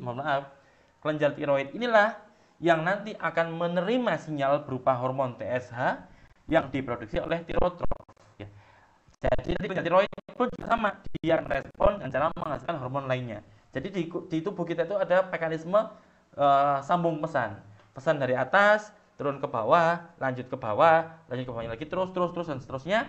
Dan Maha Besar Allah, pesan semacam itu tidak ada perbedaan makna. Ya, kita sering lihat ada lomba-lomba di TV, ya. Ada lomba-lomba di TV, ada beberapa orang baris. Yang mana beberapa orang itu baris, misalkan orang yang terdepan sana dikasih pesan. Misalkan pesan, tolong belikan ibu gula. Tapi nanti mungkin mulai orang kelima, orang yang keenam itu sudah mulai bergeser pesannya, ya. Yang tadinya ngomong, tolong belikan ibu beras atau gula, sampai orang keempat atau kelima sudah berubah. Tolong belikan gula untuk kopi ayah. Mungkin seperti itu, geser, ya. Nanti orang ke-10 tambah aneh lagi. Tolong belikan toko untuk jual gula. Ya, jadi itu normal ya. Di manusia seringkali ada kesalahan penyampaian berita. Tapi kalau di sel tubuh kita, itu jarang sekali terjadi kesalahan dalam pengiriman pesan, ya. Ya tadi, itu kerjanya hormon, yang mana hormon itu seringkali menjadi pesan atau seringkali menjadi molekul sinyal yang tingkat akurasinya itu sangat bagus sekali. Ya, jadi alhamdulillah hormon bekerja sebagaimana mestinya. Karena kalau hormon tadi kerjanya nggak normal, abnormal, maka bisa jadi tadi seseorang itu menjadi tinggi sekali sampai hampir 3 meter, atau bahkan sebaliknya bisa jadi sangat pendek sekali. Atau tadi bisa jadi proses kelahirannya itu bisa berjalan dengan tidak lancar, ya. Yang pasti lebih sakit, yang pasti lebih gak enak. Tapi kalau normal, insya Allah kita semuanya akan normal, amin ya rabbal alamin. Maka proses kelahiran itu akan berlangsung dengan cepat karena dibantu oleh dorongan-dorongan daripada otot yang ada di dinding rahim jenengan semuanya atau keluarga-keluarga kita semuanya yang perempuan. Jadi itu. Kemudian sel yang ketiga, yaitu sel namanya gonadotrof. Yang saya singgung tadi di depan, kalau sudah gonadotrof, karena ada kata-kata gonadnya, pasti nggak jauh-jauh daripada pengaruhnya dia dari sel-sel kelamin kita. Maka gonadotrof ini itu memiliki 2 hormon. Nah, tadi saya sampaikan bahwasanya di antara 5 sel yang ada di kelenjar pituitari anterior, itu ada 2 sel yang menghasilkan lebih dari 1 hormon. Maka yang pertama adalah sel gonadotrof. Ya. Gonadotrof ini bisa memproduksi dan juga mensekresikan. Jadi sekresi itu mengeluarkan ke luar tubuhnya untuk kemudian dimanfaatkan oleh sel yang lain. Itu mensekresikan. Beda dengan ekskresi. Kalau ekskresi itu biasanya dikeluarkan oleh racun. Ya, racun dikeluarkan untuk dibuang. Tapi kalau sekresi itu berarti dikeluarkan dari tubuhnya, dikeluarkan dari selnya. Jadi dari sel intraseluler menuju ekstraseluler. Untuk kemudian nanti yang dikeluarkan tadi dimanfaatkan oleh sel lain. Itu namanya sekresi. Beda dengan ekskresi, ya. Dan gonadotrof ini yaitu salah satu sel di antara 5 jenis sel yang ada di anterior pituitari, itu dia menghasilkan 2 hormon. Nama hormonnya gampangannya adalah gonadotropin. Kenapa namanya gonadotropin? Karena sel yang memproduksi dia adalah gonadotrof. Untuk memudahkan penghafalan, memudahkan pengenalan, memudahkan ingatan, memudahkan pemahaman, nama selnya tinggal ditambahin jadi gonadotropin ya. Meskipun nanti gonadotropin 1 dan nanti juga punya nama sinonim ya, sebagaimana protein-protein pada umumnya, protein tubuh kita itu punya nama yang banyak sekali. Nah, jadi ada yang punya namanya 1, 2, 3, bahkan ada yang punya namanya luar biasa banyak sekali ya. Jadi itu cara penamaan di tubuh kita supaya kita bisa memahami dengan lebih mudah. Maka gonadotropin yang pertama adalah disebut sebagai follicle stimulating hormone. Kalau teman-teman ingat, follicle yang biasanya ada di tubuh perempuan ya, yang follicle inilah struktur tubuh yang dekat rahim, yang dia itu fungsinya untuk penyimpanan sel telur ya. Sel telur itu tiap bulan akan keluar ya. Kalau keluar, itulah yang disebut sebagai masa suburnya seseorang. Nanti kemudian kalau misalkan sudah berumah tangga, kemudian ada saatnya ada pertemuan dengan sel gonad dari laki-laki, maka terjadilah pembuahan, sehingga sel telur tadi itu tidak terbuang sia-sia, maksudnya tidak rontok dan menjadi darah bulanan kita ya. Tapi kalau sudah bertemu dengan sel gonad dari suami ya, maka kemudian akan terjadi pembuahan akan terjadi pelekatan janin di dinding rahim, seterusnya sampai akhirnya bayi lahir secara selamat, sehat walafiat ya. Itulah fungsi daripada folikel. Dan ternyata hormon yang berfungsi mengatur atau mengontrol aktivitas daripada folikel tadi yang saya sebutkan tadi, itu adalah hormon gonadotropin yang diproduksi oleh gonadotrof ya. Jadi gonadotrof memproduksi gonadotropin, nama lainnya adalah hormon pendorong folikel atau follicle stimulating hormone, yang mana ini dominan pada manusia perempuan. Yang kedua juga sama, ada namanya hormon pendorong lutein atau bahasa Inggrisnya luteinizing hormone, singkatannya adalah LH. Yang pertama tadi singkatannya FSH, yang kedua singkatannya LH. Yang mana keduanya ini baik FSH maupun LH merupakan gonadotropin. Karena namanya gonadotropin, sel yang menghasilkan dia adalah gonadotrof. Segampang itulah materi biologi kita hari ini kita bisa pahami ya. Kemudian keduanya, follicle stimulating hormone atau FSH ataupun juga luteinizing hormone atau LH, itu keduanya berperan pada organ kelamin manusia ya, atau kita sebut gonad ya. Penyebutannya supaya jelas sopan kita sebut gonad saja, karena kita kalau nyebut yang organ kelamin tadi seringkali agak risih ya. Jadi kita sebutkan gonad ya.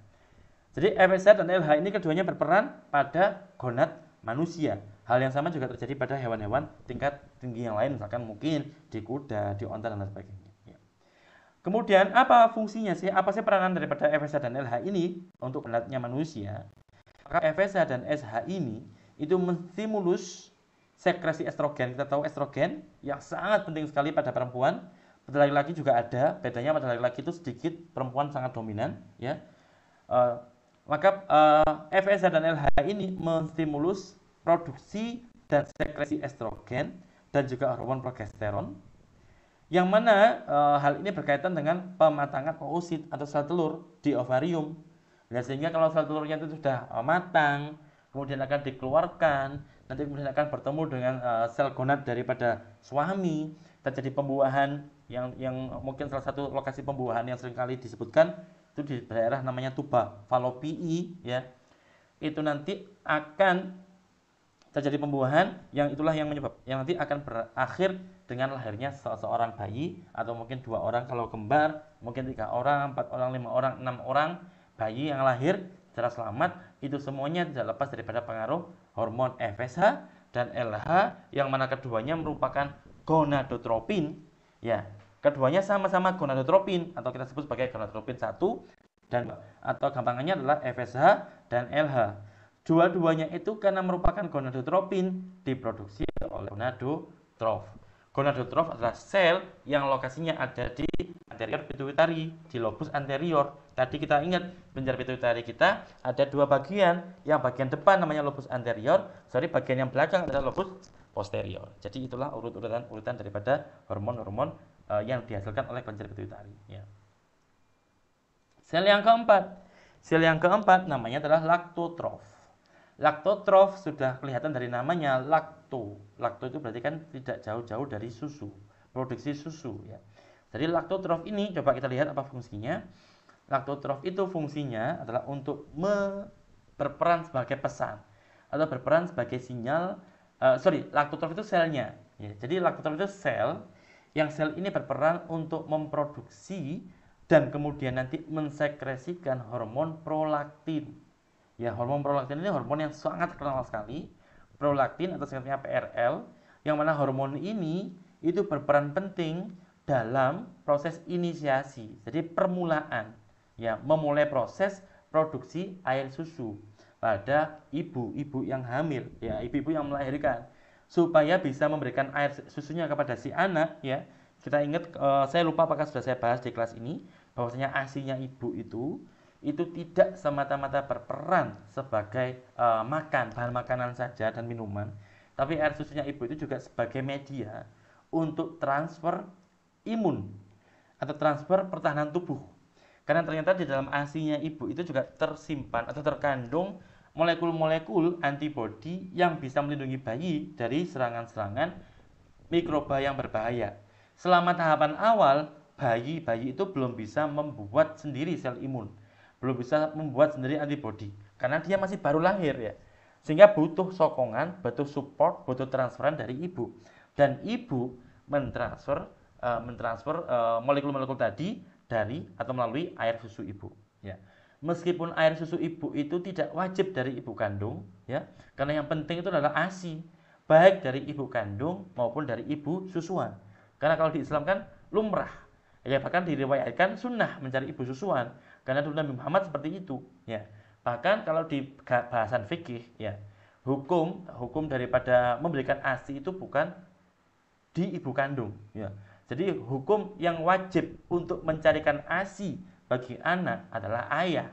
Entah ayah itu memohon kepada istrinya atau memohon pada ibu lain untuk menjadi ibu susuan, pastinya nanti akan ada bisyarah, ya, ucapan terima kasih. Maka itu merupakan kewajiban si ayah. Ya. Jadi beruntunglah para ayah ini kalau seandainya memiliki seorang istri yang berkenan untuk memberikan ASI-nya kepada anaknya. Ya. Lebih-lebih kan pasti ibu-ibu itu kan banyak yang nggak rela ya, selama masih sehat, maka pasti beliau-beliau ini akan bersenang hati untuk memberikan air susunya kepada anaknya. Karena tadi tidak semata-mata menjadi makanan minuman bagi anak, juga berperan untuk mentransfer sistem pertahanan tubuh si ibu pada si anak. Ditambah lagi, air susu ibu itu juga berperan sebagai social bonding yang bisa membuat si anak merasa dekat sekali dengan si ibu. Meskipun ibu itu sering memarahi kita, ya, karena namanya dekat ya. Kalau kita nakal, ibu akan memarahi kita. Tapi marahnya ibu pasti karena ibu sayang dengan kita. Meskipun ibu itu sering marah dengan kita, tapi kalau kita jauh, pasti kangen luar biasa dengan ibu. Ya. Nanti akan lebih terasa lagi betapa berharganya ibu-ibu kita kalau misalkan beliau-beliau itu sudah pergi. Ya. Kalau sudah pergi, sudah meninggal, itu akan kerasa betapa kita sangat tergantung pada ibu kita, betapa kita sangat menyayangi ibu kita, betapa kita meskipun ibu kita mungkin sering kali memarahi kita, ya, dan lain sebagainya, tapi itu semata-mata demi kebaikan kita. Dan itu semuanya bisa terjalin, bisa membuat seorang anak itu betapa ingat ibu terus setiap saat, setiap waktu, meskipun ibu sudah meninggal bertahun-tahun, ya, salah satunya lewat ASI tadi. Ya, jadi kalau jenengan nanti ingin anak selalu ingat dengan jenengan, anak itu menjadi sangat dekat ikatannya dengan jenengan semuanya, maka beruntunglah ibu punya fitur semacam ini, punya kesempatan untuk membuat anak itu setiap saat waktunya hanya ibu ya. Nah, sayang ayah itu seringkali curhatannya seorang ayah itu kan kerja di luar ya, jarang dekat dengan anak ya. Beberapa ayah memang ada yang bisa sangat dekat dengan anak, tapi seringkali normalnya ayah karena memang jarang ketemu dengan anak, hubungannya tidak akan sedekat antara seperti si ibu dengan si anak ya. Jadi sudah capek-capek di luar sana Ya, nyampe ke rumah ketika anaknya ditanya, sayang siapa, ayah atau ibu? Jawabannya pasti ibu.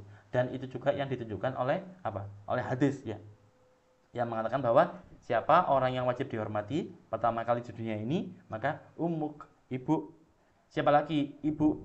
Siapa lagi? Ibu. Ya, jadi inilah salah satu kehormatan wanita di Islam. Jadi salah kalau orang Barat menganggap Islam itu agama yang mendiskreditkan perempuan. Sebaliknya, Islam itu merupakan agama yang sangat menjunjung tinggi perempuan. Ya, perempuan, karena perempuan itu tingkatnya di level tertinggi di dalam Islam. Karena tadi perempuan diberi kesempatan untuk menjadi ibu dan lain sebagainya. Jadi ibu itu pekerjaan yang luar biasa, sangat terhormat, pahalanya luar biasa banyak. Tapi bagi orang Barat sekarang sedang diusahakan supaya kita ini menjadi supaya generasi ibu kita yang baru-baru ini, termasuk dengan semuanya, sedang dininabubukkan untuk banyak yang tidak mau jadi ibu. Ya, banyak yang tidak mau jadi ibu dengan istilah child free ya. Jadi jangan sampai ikut-ikutan pergerakan semacam itu, karena pergerakan semacam itu sangat tidak sesuai dengan Islam kita. Boleh jangan semua jadi orang sukses nanti, boleh jadi bos, boleh jadi macam-macam, semuanya sukses, tapi tetap jangan sampai meninggalkan kodrat kita sebagai seorang ibu, karena berkat dengan semualah Islam bisa tetap ada, karena Islam butuh pasukan-pasukan, Islam butuh butuh nanti para pejuang-pejuang seperti sekarang ini. Banyak ibu-ibu di Palestina sana yang beliau dengan bangganya terus melahirkan pejuang-pejuang, yang dengan beliau melahirkan akan banyak orang yang berusaha sekuat tenaga untuk mempertahankan tanah Palestina daripada serangan-serangan Israel ya. Itu laktotrof ya. Laktotrof merupakan hormon yang dibuat laktotrof merupakan sel yang ada di anterior pituitari, yang mana sel ini mampu memproduksi dan mensekresikan hormon prolaktin, yang prolaktin ini fungsi untuk menginisiasi proses produksi susu pada para ibu ya. Pak, kok ada ibu-ibu yang tidak bisa mengeluarkan susu? Ya ada, karena kan namanya gangguan itu bisa terjadi pada banyak hal. Salah satunya misalkan ada gangguan dalam proses produksi prolaktin. Maka pada seseorang ibu yang mengalami gangguan pada prolaktinnya, bisa jadi si ibu tidak bisa mengeluarkan air susu ya. Tidak masalah, jangan putus asa ya, karena namanya ikhtiar itu tidak semata-mata tadi, meskipun tadi saya sampaikan bahwa ASI itu merupakan media yang luar biasa berharga antara ibu dengan anak, tidak saja bernilai pahala, tapi juga bernilai makanan, nutrisi, sistem imun, social bonding, tapi juga bermakna lain. Tapi toh di Islam hal ini bukan kewajiban seorang ibu kandung ya, sehingga masih ada kesempatan apalagi bagaimana ibu sakit ya. Maka kalau sakit pasti gugur kewajibannya, seandainya pun wajib, apalagi ini bukan wajib, maka ada mekanisme ibu susuan yang mungkin di Indonesia belum lumrah, belum umum, tapi kalau di Timur Tengah sana sudah lumrah ya. Seperti itu. Ya, mungkin yang terakhir itu kortikotrof, yaitu sel yang kelima. Nanti kita akan bahas sel berikutnya nanti malam ya. Kita bahas yang posterior dulu sedikit, kemudian kita lanjut pada kelenjar tiroid. Nah, kalau kortikotrof ini sel kalau nggak salah yang kelima ya, sel yang kelima kortikotrof itu merupakan sel yang bertugas untuk memproduksi dan mensekresikan hormon yang bernama adrenokortikotropik, atau bahasa Inggrisnya adalah adrenokortikotropik hormon. Singkatannya adalah ACTH. Adreno A, kortiko C-nya C, korti T-nya T, ACT, kemudian hanya adalah hormon. Adrenokortikotropik hormon. Atau juga dikenal sebagai kortikotropin. Lagi-lagi karena sel yang menghasilkan dia namanya kortikotrof, maka nama proteinnya atau nama hormon yang dihasilkan tinggal ditambah in, kortikotropin, yang mana hormon ini fungsinya adalah untuk menstimulus korteks adrenal. Adrenal ini adalah kelenjar berikutnya, kelenjar yang lokasinya itu kalau teman-teman bayangkan, itu kelenjar ini lokasinya ada di ginjal bagian atas. Jadi kalau kita punya dua ginjal kanan kiri, maka di atasnya ginjal itu ada namanya kelenjar adrenal ya. Yang mana itu nanti akan kita bahas pada nanti malam kita tiroid pekan depan ya. Pekan depan kalau misalkan kita bisa kuliah lagi mungkin di hari Senin atau mungkin di hari, saya lupa ya, karena kemarin kelas lain pun juga sudah mungkin kelas A itu minta hari Selasa. Maka nanti kalau teman-teman ada waktu, kita bisa carikan waktu yang lain. Maka kelenjar itu nanti juga akan menghasilkan, jadi adrenal yang ada di ginjal itu nanti akan menghasilkan kortisol. Yang kortisol itu sendiri dikeluarkan oleh kelenjar adrenal yang ada di ginjal kita setelah kelenjar adrenal tadi menerima sinyal dari kortikotrof. Sinyalnya apa? Sinyalnya itu berupa hormon adrenokortikotropik hormon. Jadi urut-urutannya, hipotalamus mengeluarkan sinyal. Ya, misalkan nama sinyalnya kortikotropik releasing hormon misalkan. Hipotalamus mengeluarkan sinyal, sinyalnya berupa hormon, dikeluarkan lewat pembuluh kapiler tadi, kapiler lanjut ke vena, vena lanjut ke kapiler lagi di daerah kelenjar pituitari lobus anteriornya, kemudian di sana akan ditangkap oleh kortikotrof, karena kortikotrof itu merupakan salah satu sel yang berada di kelenjar pituitari, yaitu di bagian lobus anteriornya. Kemudian karena kortikotrof ini menerima sinyal berupa hormon dari hipotalamus tadi, dia akan merespon dengan cara mengeluarkan hormon, namanya adalah adrenokortikotrof atau nama lainnya adalah kortikotropin. Ya. Kemudian kortikotropin tadi akan dikeluarkan lagi ke pembuluh darah oleh kortikotrof ini. Ya, karena hormon selalu seperti itu. Hormon selalu setelah diproduksi akan disekresikan ke pembuluh darah untuk kemudian dikirim lagi ke darah mana? Buktinya apa? Buktinya ini. Kortikotrof itu letaknya ada di otak kita, ya kan? Di bawahnya otak tadi di kelenjar pituitari yang lobus anterior, dikirim jauh sampai mencapai ginjal kita. Bayangkan jaraknya sangat jauh sekali. Jangan bayangkan seperti kita, ya kalau kita ngomongnya, Pak, jarak dari kepala kita ke ginjal kita kan nggak sampai 1 meter, ya. Tapi bayangkan dari radius yang harus dicapai oleh molekul ini tadi, ya. Dia harus lewat pembuluh darah yang sangat jauh sekali, ya. Sehingga nanti dia akan mencapai kelenjar adrenal, tepatnya di bagian korteksnya, karena nanti ada bagian korteks dan medula pada adrenal itu, ya. Maka nanti akan mencapai kelenjar adrenal di ginjal kita, untuk kemudian kelenjar adrenal tadi akan merespon dengan memproduksi glukokortikoid. Salah satu contohnya adalah kortisol. Ya, jadi urutannya semacam itu. Nanti kortisol pasti punya fungsi berikutnya apa ya? Jadi nanti akan kita ini. Jadi beberapa kortikotrof, ya, beberapa sel ini, sel kortikotrof ini itu juga mengsekresikan. Ya, jadi ini juga termasuk sel kedua. Tadi kan gonadotrof merupakan sel pertama yang terdapat di anterior atau di lobus anterior kelenjar pituitari yang memproduksi hormon lebih dari satu. Yaitu tadi apa? Follicle stimulating hormone dan yang kedua luteinizing hormone. Dan sel yang kedua yang juga menghasilkan hormon lebih dari satu adalah kortikotrof. Yang mana kortikotrof ini menghasilkan hormon yang namanya adalah ini, ya. Hormon melanocyte stimulating hormone. Ya, jadi stimulating hormone yang mana hormon ini berperan untuk saya tadi sebenarnya ada kesalahan saya di awal tadi yang saya sebutkan oksitosin itu diproduksi oleh anterior. Jadi mohon maaf karena ternyata di sini saya baru ingat boten ya, jadi mohon dihapus ingatannya tadi terkait oksitosin yang diproduksi oleh bagian anterior, karena kita sekarang berada di tahapan akhir ya, di bagian anterior dan saya tidak menemukan oksitosin ya. Insya Allah nanti di posterior. Mohon nanti di hold dulu ingatannya tadi, tapi setelah yang lainnya insya Allah benar, hanya tadi terkait oksitosin yang insya Allah sementara ini belum kita temukan. Tapi fungsi lain daripada kortikotrof, dia akan menghasilkan hormon lain, yang hormon itu namanya adalah melanocyte stimulating hormone. Hormon ini sangat penting untuk produksi melanin, ya, karena melanosit itu nama sel. Melanosit itu nama sel yang ada di kulit kita, ya. Kulit kita itu ada sel namanya melanosit. Melanosit itu nanti akan memproduksi pigmen namanya melanin, yang membuat seseorang itu ada yang kulitnya gelap, ada yang kulitnya sawo matang, ada yang kulitnya mungkin sangat cerah, ya kayak misalkan orang-orang di Jepang, Korea, Cina, kulitnya putih sekali, atau mungkin putihnya itu ada yang mirip sama orang-orang yang ada di Amerika atau orang yang ada di Meksiko, Amerika Utara, ya beberapa orang itu kulitnya putih, meskipun putihnya itu berbeda antara orang Amerika dengan orang Cina, bukan maksudnya ras, tapi ini merupakan konteks bahwasanya yang membedakan kok ada orang yang gelap sekali, misalkan di Afrika gelap sekali, di kita sawo matang, di mereka-mereka tadi yang saya sebutkan ada putih, bahkan kuning. Kok beda? Yang membedakan karena ada pigmen namanya melanin. Semakin banyak melanin pada kulit seseorang, maka semakin gelaplah kulit seseorang itu.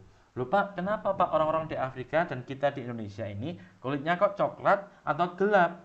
Lah justru itu baik. Ya. Jadi betapa bagusnya, betapa indahnya desain Allah yang namanya melanin ini, karena kita tinggal di daerah yang khatulistiwa, daerah yang banyak dilewati oleh matahari, atau daerah yang dekat, daerah yang berdekatan dengan rute matahari, ya.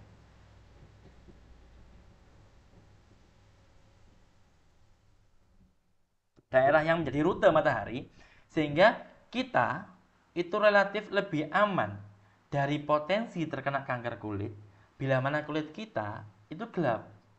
Karena fungsi melanin tadi tidak hanya semata-mata memberikan warna gelap pada kulit seseorang, tapi melanin itu melindungi kulit kita dari potensi terjadinya mutasi karena pengaruh buruk daripada sinar matahari. Kita tahu matahari itu baik sekali. Dia bisa mengubah provitamin D menjadi vitamin D yang fungsional. Tapi kalau kebanyakan, matahari bisa menyebabkan kanker kulit. Tapi berkat melanin, yang mana kita orang-orang Indonesia Allah berikan melanin yang banyak, meskipun tidak sebanyak orang-orang Afrika, ya, tapi kita berkat melanin tadi, kulit kita terlindung dari bahaya buruk yang ditimbulkan oleh sinar matahari. Karena kita tahu di dalam sinar matahari kita ada namanya UVA, ada UVB, ada UVC. Ada ultraviolet A, ultraviolet B, dan ultraviolet C.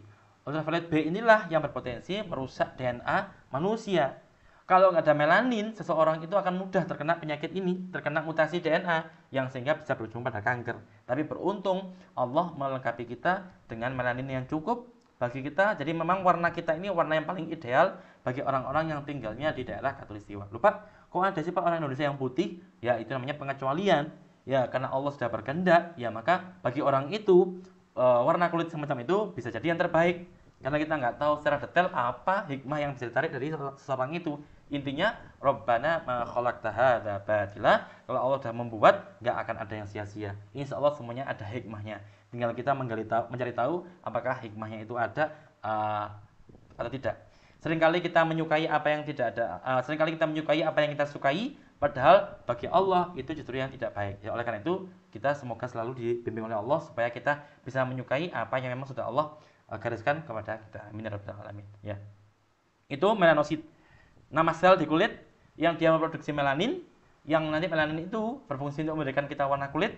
Ya, orang Indonesia sawo matang, orang Korea putih sekali, orang Cina putih sekali, orang putih sekali, orang Afrika gelap sekali. Pak, Afrika gelap sekali kenapa?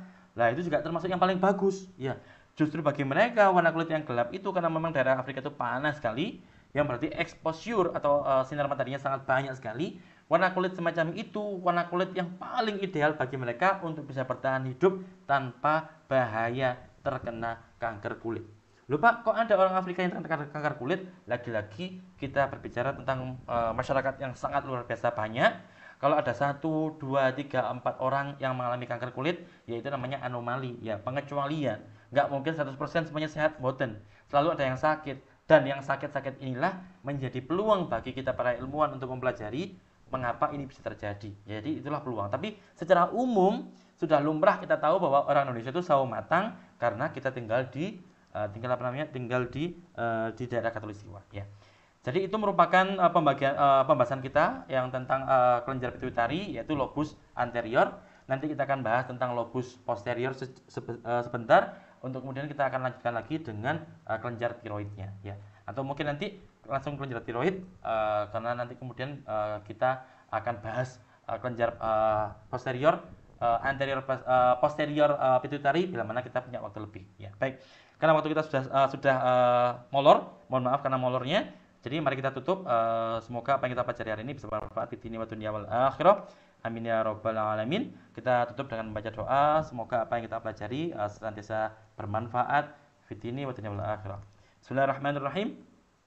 ربنا انفعنا بما علمتنا رب علمنا الذي ينفعنا رب فقهنا وفقه أهلنا وقرابات لنا في ديننا ما للكتر أنثى وذكر ربي وفقنا وفقهم لما ترتدي قولا فعلا كرما وارزق الكل حلالا دائما وأخل أذكياء علماء نهضى بالخير ونفى كل شر ربنا أصلح لنا كل الشؤون وأكرم بالرضا منك العيون واقض أنا ربنا كل الديون قبل أن تأتينا رسل المنون واغفر السر أنت أكرم من ستر وصلاة الله تغشى المصطفى من إلى الحق دعانا والوفاء بكتاب فيه للناس شفاء وعلى الآل الكرام الشرفاء وعلى الصحب المصابه الغرار اللهم اهدنا بهداك واجعلنا ممن يسارع في رضاك ولا تولنا وليا سواك ولا تجعلنا ممن خالف أمرك وعصاك وحسبنا الله ونعم الوكيل نعم المولى ونعم النصير ولا حول ولا قوة إلا بالله العلي العظيم وصلى الله على سيدنا محمد وعلى آله وصحبه وسلم والحمد لله رب العالمين يا ربنا اعترفنا بأننا اغترفنا وأننا أسرفنا على لظى أشرفنا فتب علينا توبة تغسل كل حوبة واستر لنا الأورات وآمن الروعات واغفر لوالدينا ربي ومولودينا والأهل والإخوان وسائر الخلان وكل ذي محبة أو جيرة أو صحبة والمسلمين أجمع آمين رب فاسمع فضلا وجودا منا لا باكتساب منا بالمصطفى الرسول نحظى بكل سول صلى وسلم ربي عليه عد الحب وآله وصحبه عدادة عش الصحب والحمد للإله في البدء والتناهي والحمد للإله في البدء والتناهي سبحانك اللهم وبحمدك أشهد أن لا إله إلا أنت أستغفرك وأتوب إليك والسلام عليكم ورحمة الله وبركاته.